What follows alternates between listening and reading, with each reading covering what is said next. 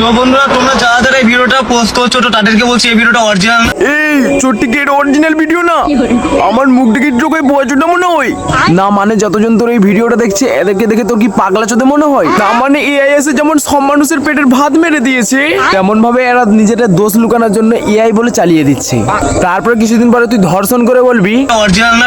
Original না তো কি হয়েছে, অরিজিনাল করে দিবার দায়িত্বটাই হলো আমার, কারণ নামটা হলো আমার এলেক্স। চলো তোমাদেরকে একটা কল রেকর্ড শোনাই। যেখানে শফিকের সাথে যে মেয়েটার ভিডিও ভাইরাল হয়েছে সেই মেয়েটার সাথে শফিকের বউয়ের কথা হয়েছে।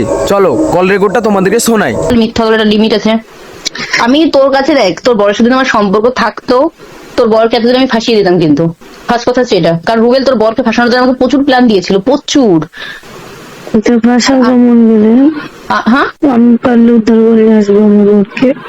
ও ফাঁসিলে উদ্ধার করতে পারবি তো? তোর মতো সেম কেস দিয়ে দিলে তুই উদ্ধার করতে পারবি তো?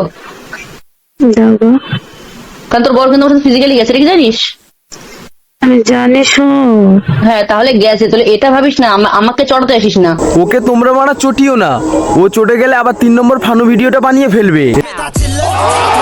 রেকর্ডিংটায় তোমরা কি শুনলেন আর মেয়েটি কি বললো, ওকে নিয়ে আমি ফিজিক্যালি গিয়েছি। তোর বর কিন্তু ফিজিক্যালি গেছে, এটা কি জানিস? সেই মেয়েটি একটা ছেলের বউ আছে দেখে তাকে নিয়ে ফিজিক্যালি যেতে পারে, তারপরে সেই মেয়েটি আবার তার বউকে গর্বের সাথে বলতে পারে, তার সাথে একে তুলনা করাটা না ভাই আমার পক্ষে সম্ভব না। এই বিষয়ে আমি একটা ইউটিউবে লং ভিডিও বানাবো, যেখানে ভিডিওটায় আমি তোমাদেরকে পুরো ক্লিয়ার করে বুঝিয়ে দেবো। চ্যানেলের নাম হলো এলেক্স হায়দার 09। যাও তাড়াতাড়ি গিয়ে সাবস্ক্রাইব করে দাও। দেখা হচ্ছে পরের ভিডিওতে।